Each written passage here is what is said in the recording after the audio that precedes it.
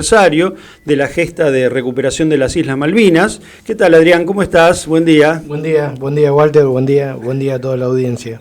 Bueno, Adrián Firigoy, vamos a decirlo, tiene una historia realmente que a mí siempre me ha conmovido mucho desde su inicio, además de que vos estuviste en la guerra desde el principio hasta el fin, inclusive fuiste tomado prisionero por los ingleses, pero a mí me gustaría que le cuentes a la gente el inicio, ¿no? ¿Cómo es que vos, teniendo 17 años, te presentaste como voluntario para la guerra de Malvinas? Bueno, estuvimos, como vos recién dijiste, no estamos en el aire, estudiando en el Colegio Don Bosco, y cuando pasamos a cuarto año yo me fui a estudiar la carrera de suboficiales. De suboficiales. En Mar del Plata, donde está el faro Punta Mogotes. Ajá. Ahí estaba la escuela. Claro.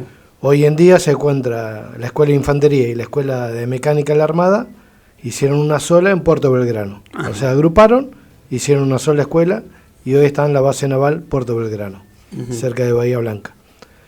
Ahí me fui a estudiar 2 años de carrera y me recibí de cabo segundo, infante de marina, especialidad comunicante. Así que yo tenía que manejar tendido eléctrico con cables, radio.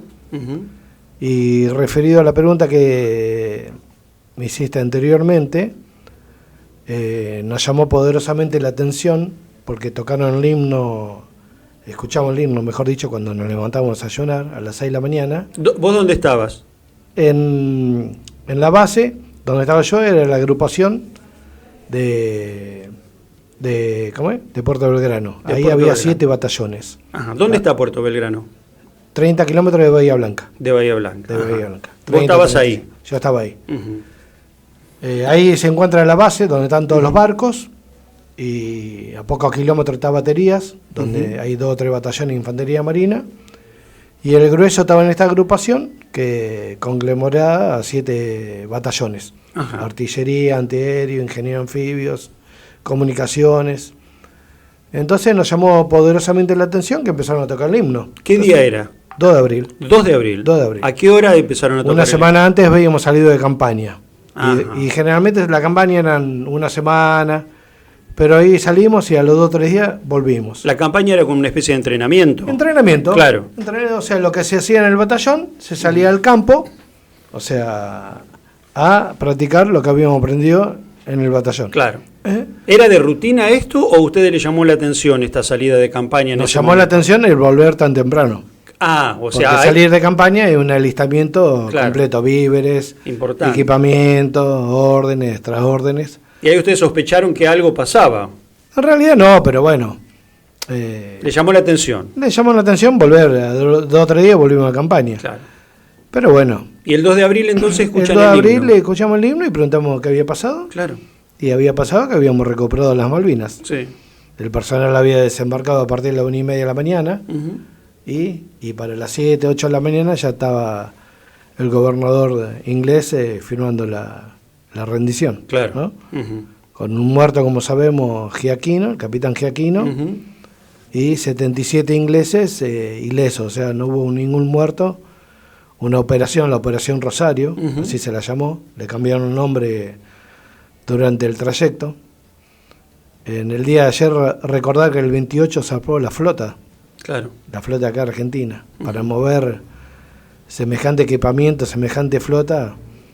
O sea, hoy en día se sabe que lo sabían los de Estados Unidos, lo sabía Inglaterra, que la flota había salido a recuperar Malvinas. Claro. Y volviendo a ese día, el 2 de abril, tocan el himno, los reúnen a todos ustedes y ¿qué pasa? No, nos dicen que habíamos recuperado Malvinas y bueno, casi todos los batallones se empezaron a alistar para una posible ida a Malvinas. Y a nosotros nos junta el comandante el día 6, nos forma soldados suboficiales y pide voluntarios. Y ahí levantamos la mano con 2 compañeros más, porque el batallón antiaéreo se desplazaba a Malvinas y pedía voluntarios comunicantes para las comunicaciones de sus equipos. Y así fue que levanté la mano y junto con 2 compañeros fuimos de comisión al batallón antiaéreo, o sea, cruzamos 200 metros ahí el batallón y nos instalamos. ¿Cuántos años tenías vos en ese momento? 17. 17 años. Ingresé con 15 a la escuela Claro. de Infantería Marina y salí con 17 años. ¿Y vos cuando levantaste la mano para ofrecerte de voluntario, sabías que ibas a una guerra? Sí, sí. No que se iba a armar la guerra. Claro. Íbamos a Malvinas. Pero que era probable, porque los ingleses no se iban a quedar quietos. Y Iban en a ese intentar- momento nadie... Hoy, como el partido del lunes... Sí, Pero bueno, como vos decís,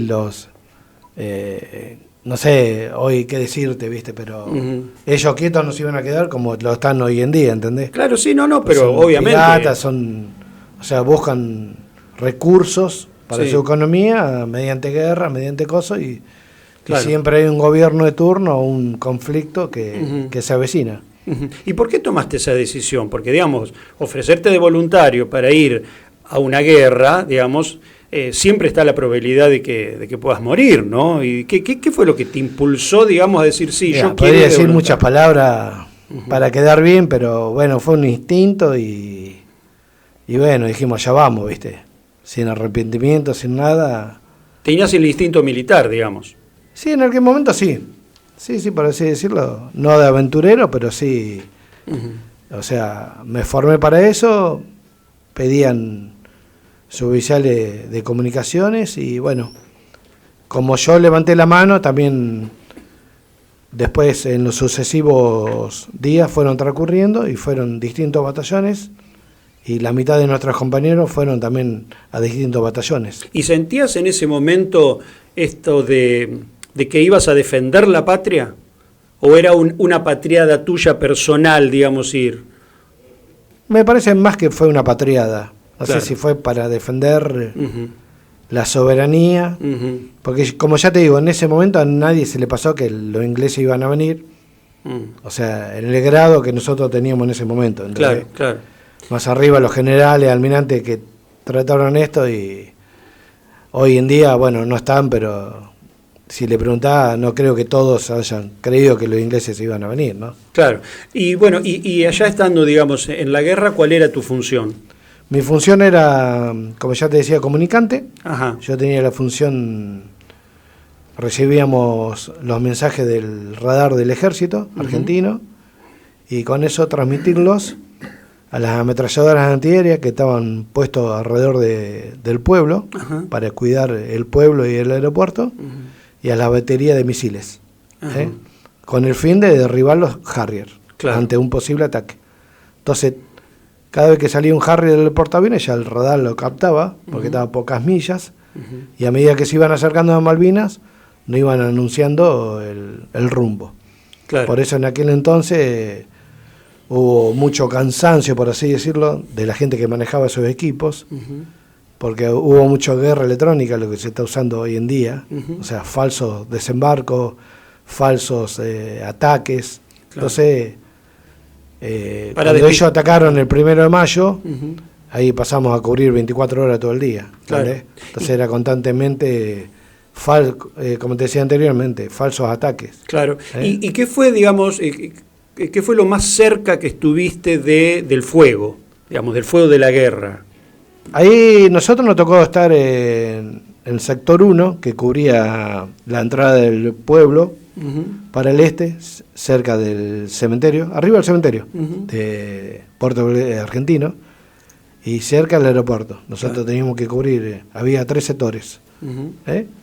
Uno cerca de la casa del gobernador, otro cerca al mar y nosotros ahí cerca del cementerio.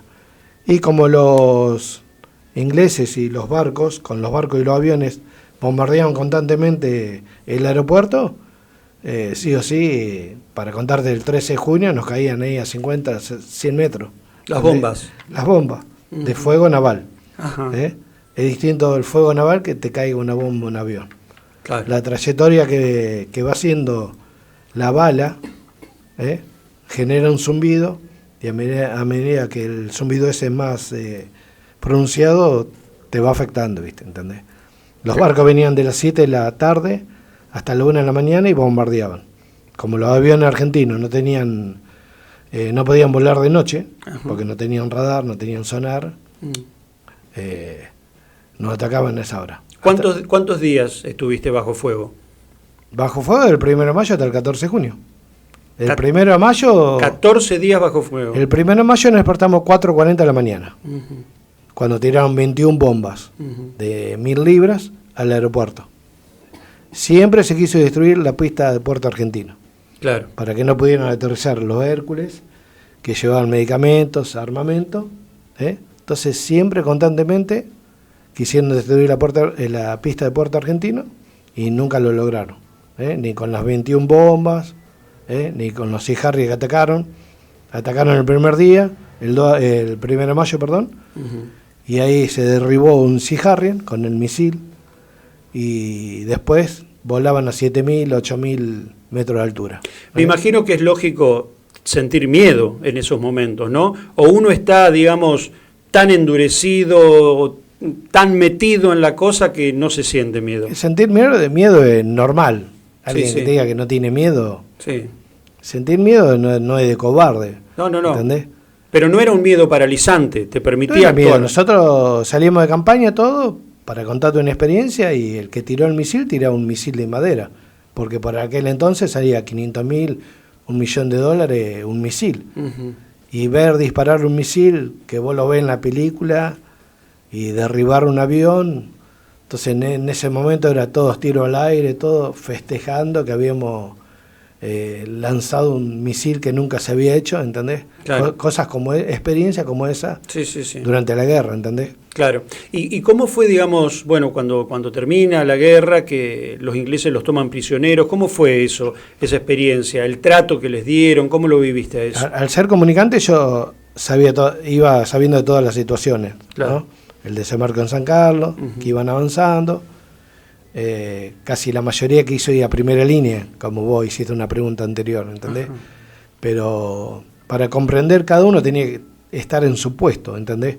No todos tiraron un tiro, ¿entendés? El cocinero que estaba cocinando tenía que alimentar a la tropa, ¿entendés? Tropa sin comida, ni víveres ni agua, no puede combatir, claro, ¿entendés? Entonces, tan combatiente el que mató 2 o 3 ingleses como el que le dio el plato de comida. Claro, seguro, sí. Entonces esos 3 o 4 días del 10 de junio al 14 de junio fueron los combates más sangrientos. De ahí el libro No Picnic de los ingleses, ¿entendés? Sí. Y hoy en día vos lees, de los 4 generales que hubo, uno solo se le dio una condecoración, y se lo pasó al olvido también, ¿entendés? Del fracaso que fue la guerra, para ellos no tomarlo en una semana. Para los ingleses. Para los ingleses. Y te preguntaba, ¿cómo fue el momento ese, digamos, de la rendición? ¿Cómo es que te toman prisionero? Se venían atacando a primera línea, que era Montelondon, Montetumblendorf. Siempre ellos atacaron 7-1, cuando generalmente se ataca 3-1. 3 hombres, 1 hombre. ¿Está? Para entender. Sí. Se ataca con 3, se defiende con 1. Ellos atacaron 7-1 esos días. O sea, mandaban miles de personas, escoceses, nepaleses, gurkas, ingleses, iban cambiando. ¿Tá? Nosotros nos llegó la orden el 14 de junio, que justamente cumplí 18 años. Mira. Así que para recordarlo. Pasaste tu cumpleaños ahí, el día de la rendición. El día de la rendición. Y entonces nos dijeron que rompiéramos los libros criptográficos que teníamos. Algunos pusieron granada en las ametralladoras, le hicieron destrozar. Y como al mediodía llegaron los ingleses, entonces y bueno, tuvimos que dejar todas las armas, las fotos que se ve. Y el 14 de junio todavía seguía combatiendo. Algunos estaban entregando las armas y otros seguían combatiendo. Claro. Para ver el grado de incertidumbre que había. Sí, sí. ¿Entendés? Sí, sí, sí. El 15 de junio nos reunimos todos y nos ordenan ir al aeropuerto. Del pueblo al aeropuerto, unos 5 o 6 kilómetros. Y ahí ve cuando íbamos caminando y entregando el fusil. Sí. Eso, para un combatiente, es lo peor que hay, ¿no? Y claro, sí, por supuesto. O sea, bueno, voy a hablar de dolor, de miedo, de pena. Y después el trato que le dieron los ingleses, digamos, ¿hay reglas? Algunos cordiales y hay reglas escritas. Lo que pasa es que una guerra, después que se cumplan, claro, eso pasó en el crucero Belgrano, ¿entendés? Claro, sí, lo del crucero Belgrano. Nunca le iban a llegar a dejar a Malvinas por el poder de fuego que tenía. Claro. Que no fue el 2 de abril porque estaba en reparación. Seguro. ¿Entendés? ¿Y cuánto tiempo estuviste prisionero? Tuvimos 5 días. 5 días. 5 ¿Y días. cómo 3 en el fueron? aeropuerto y 2 en el pueblo. ¿Cómo fueron esos días? No, nos pusieron todavía en el aeropuerto, que los jefes nuestros se hagan cargo. Nosotros habíamos sacado, Argentina había llevado planchones de aluminio para alargar la pista, para que estacionaran los Hércules y los Aeromaki. Entonces sacamos esos planchones que eran de aluminio, hicimos una casamate y ahí pasamos los 3 días. O sea, todo coordinado por los jefes nuestros. Hicieron un cerco, por así decirlo. Sí, sí. Los ingleses afuera. Y después cuando te trasladan al continente, ¿te reciben como un héroe? Ushuaia, la verdad, ver toda la gente de Ushuaia, o sea, el sur argentino lo vivió de otra manera. Ajá. Río Grande, Ushuaia, Bahía Blanca, los chicos de Río Grande en la escuela se tiraban al suelo, hacían zafarrancho de combate, todo. Claro.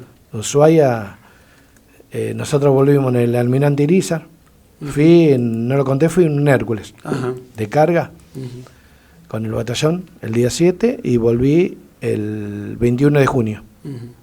En el Almirante Irizar, que es el rompehielo que va a la Antártida. Sí. Yo venía para que te den una idea del clima, veníamos con una remera ballena, que se dice, que son todos con agujeritos, Sí, por sí, la transpiración. la ballenera, sí. Pullover, overall de coso, campera, todo, y llegamos a Ushuaia y bajamos de remera.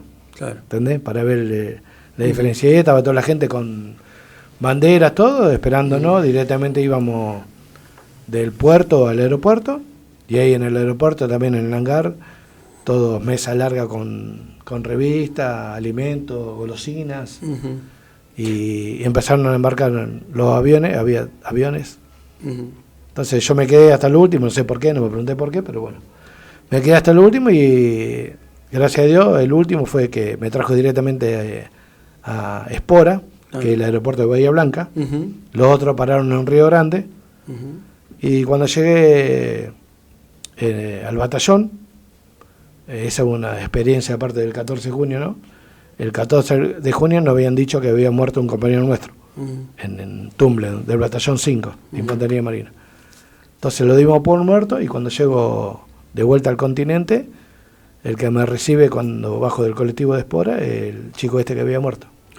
Así que te imaginas. Claro. Adrián, bueno, qué experiencia. Me imagino que te ha marcado para el resto de tu vida esta experiencia. Yo te agradezco mucho que nos hayas contado todo esto. La verdad que ha sido una cosa, digamos, heroica para mí. Yo, digamos, verdaderamente siempre te consideré un héroe, sobre todo por esto de ofrecerte de voluntario, de haber pasado la guerra, y después de todo lo que hiciste en función de recordar esta gesta, de recordar y estar en contacto permanentemente con tus ex compañeros, que sé que lo haces, toda la obra que hiciste en el Centro de Veteranos de Guerra de San Nicolás, la verdad que fue muy impresionante, y esto no se tiene que olvidar, por eso a mí me gusta siempre recordarlo y lo cuento siempre que puedo, cuál fue tu experiencia. Así que muchísimas gracias por contarlo una vez más, Adrián. No, agradezco a ustedes que me han invitado, y quiero invitarle a la población que todos los días en Malvinas, no solamente el 1 y el 2, para que visiten el museo que se encuentra en la sede de Malvinas, Segundo García 383. Ahí van a encontrar más veteranos de guerra, más fotografías, más maquetas, todo referente a aquella epopeya. Muy bien, muchísimas gracias, Adrián. Gracias.